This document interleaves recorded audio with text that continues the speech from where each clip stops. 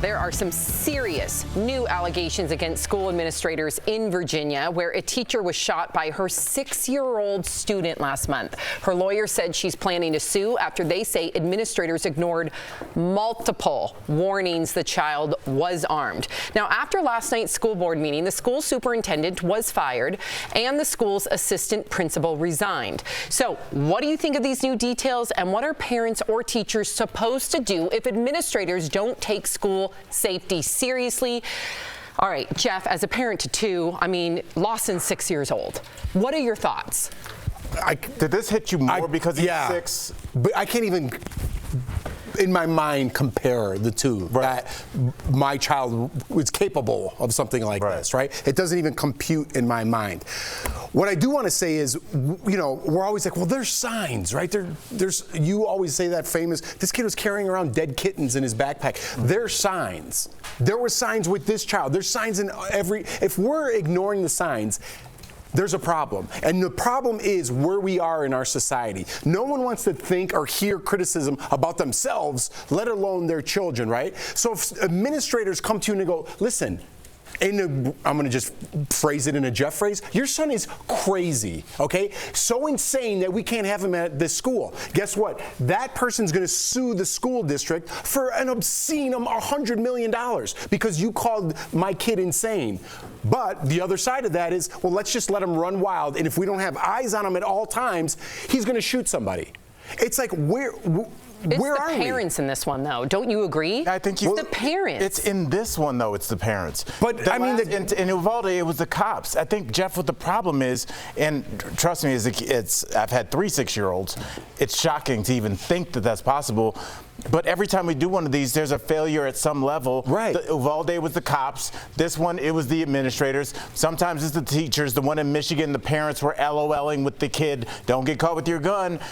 So we're saying in order to stop a school shooting, we have to be perfect as human beings on every level. People don't work like that. But perfect, give us some of the examples. This is far from perfect. There's plenty of red flags here. Mm-hmm. Yeah, so this 6-year-old is special. He had what we think is some kind of disability, and he was always accompanied by a parent or guardian at every day at school. But listen, I'm going to stop you. I want you to go on. These words like special and putting words around it to put a little bow on it, put a little lipstick on it, it's not cool, okay? I don't know who you're protecting from that. This kid is nuts. He's bananas. So is Britney Spears, but you're not allowed to say that. But anyways, back to your point. But again, the parents. I blame the parents. Well, after this, also think of blaming the administrators. I do. Because there was no parent or guardian for this one day, and 3 different people went up to administrators and said, we think he has a gun.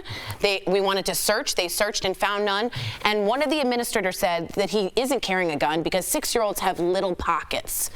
And then another teacher said, he threatened me at recess, and they said, you know what, it's almost the end of day. So everybody failed on every level here. Red flag level failed, administrators failed, parents failed, a 6-year-old. So at this point, I'm just wondering. And legislation failed. And because legislation you shouldn't failed. be able to have Everybody a gun on top of an armoire or in your closet. It should be like other places where you actually have it locked up in a regulated, according to which state or which country, gun safe. Mm-hmm. Mm-hmm. Yeah, I agree. And bullets should be in a different place, like in Canada. Mm-hmm. So, okay, let's talk about some of the solutions. Let me just clarify. Yes. I apologize about the Britney Spears comment. Yeah. I don't think she's going to shoot anybody. I was just saying you're not allowed to call someone crazy. Nutty, yeah. Just wanted to separate the two because. You were in position. Thank you for Yes, that. okay, sorry. Let's talk about some of the solutions.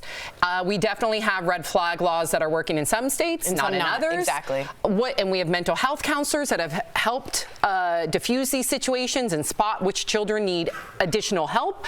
What about drones? So now there's this new solution that's been floating around where you would have a drone, a taser drone, so therefore, no police officer, we've seen in different, like Uvalde, where they don't want to go in when you have an AK, an automatic, semi-automatic weapon. So do you think this is a good solution? I think this. So it would tase the shooter. First of all, I think this is Minority Report, which is seemingly very futuristic. How does a drone get into a closed locked door? How does it get in? Yes, I want it to work. I hope it might not work every time, but let's put it in part of the resources. You know, like I'm not against it. I just think it's going to tase the wrong kid. I'm not against Tori, it. you completely debunked it with one simple question. It can't open doors. You can't have somebody come and completely knock the door down and then orchestrate and navigate the drone from the door. What school system has these resources, Sam? They don't. They can't buy, you know, I wish, you and me, I wish. Yeah. But what we're talking about. Oh, the drone, I just got clarification from our producer. The drone would already be installed within the classroom. Okay. And so we don't have to worry about that. So we have drones in the classroom on the ready? Now that makes me uncomfortable. Why? Because if there's a malfunction or a hack, other kids are getting tased. What about just a kid with a drone in this class, Tori?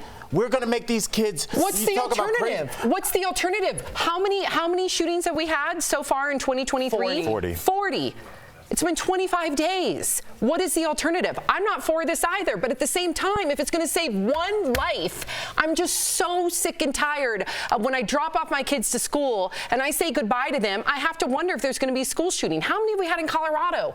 Too many to count. Yeah. So it's not that far off as a parent to add this to my list of concerns for my children. Would it make you feel better if Sophie had a drone in that class? Because I could understand being a parent. I'm not one. I see your point of view from that there's something there ready. That was really honest. Yeah. Well, listen, speaking of shootings there and what we had just said, we're going to say the statistic again. There's been 40 mass shootings so far this year. We're only on day 26 of January. Ain't over yet. And just this past week, there have been 3 in California alone, leaving at least 19 people dead. But here's the thing. California has some of the most strict gun laws in the country. So why do you think it is that these gun laws seem not to be working? Or are they working on some level? What more needs to be done? Jeff. I think it needs to go on the other side. I'm not opposed to having drones in schools, right? We want to arm teachers. Everyone's against that. Even if some teachers want to carry a gun in their classroom. That's a little more dangerous, I think, than the drone method. A taser drone, too. Right, a taser drone, maybe, you know, it'll help. And so here's what I like. I like people thinking outside the box because the government is doing nothing. Yes. And it's clear. Whether the laws are in Texas or California, there's still shootings. I don't care what the numbers are. There's shootings, okay? And we need to stop that. And my answer to stopping that is repercussions. We need to have repercussions, strict repercussions. I wish there was bullet in that drone rather than tasers. I think these kids are acting out because they want some sort of notoriety. They want to be noticed on some level, even if it's just in their town, to get back at these people that were picking on them their whole lives. And I'm not saying anyone that was in jail for 20 years, we put them to death. I understand all that. False incarceration. I'm talking about when the kid walks out of the school with the gun, a 6-year-old, a 26-year-old, a 56-year-old, that person dies that day. No last meal, no why did you do this? I don't want to see a Netflix special 20 years later on the anniversary of the date. I want you to be dust in the ground and no one ever mentions you again. That's my answer. So go ahead. Please. I just take issue. Thank you for that. And it's harsh, but what else are we doing? Do you remember how crazy Jeff used to sound when you say that a couple years ago? And now he doesn't sound crazy. And now, like in the last couple of years, at first I was like, we can't be putting people to death. This isn't ancient Rome. But like honestly, you don't hear a lot of pushback from me anymore. So please continue. I agree with you. And the sad thing is we call California's gun laws strict. Really?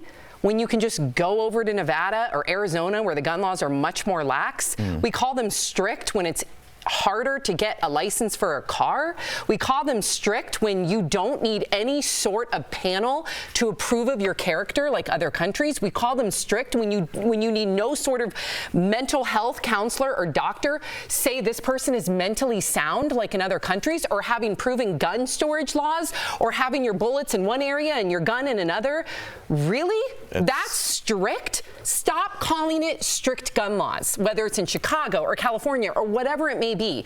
Call it what it is. We don't have real gun laws. If we did, then we wouldn't see mass shooting after mass shooting after mass shooting. I wonder, Sam, if it's just that we don't have real repercussions. Yeah. The way that they took the mafia down when they were running stuff in the 80s. Okay, but we have to give me 1 second, Tori. Let me stretch my legs for a second. Okay, please. When the way they took the mafia down, initially they were arresting just one guy at a time. Wasn't working. They started grouping people in a conspiracy situation. If we start saying the RICO law, when you start having parents that know that this is going on. When you start having grandmothers like, hey, it was weird. I know he kept bringing gun parts downstairs. When we start making people complicit, no different than the example I always use with, like, if your pit bull got out and mauled somebody, you are responsible for that. Forget who the mob is, though. It's the NRA. Let's call it what it is. And we're gun owners. We're responsible.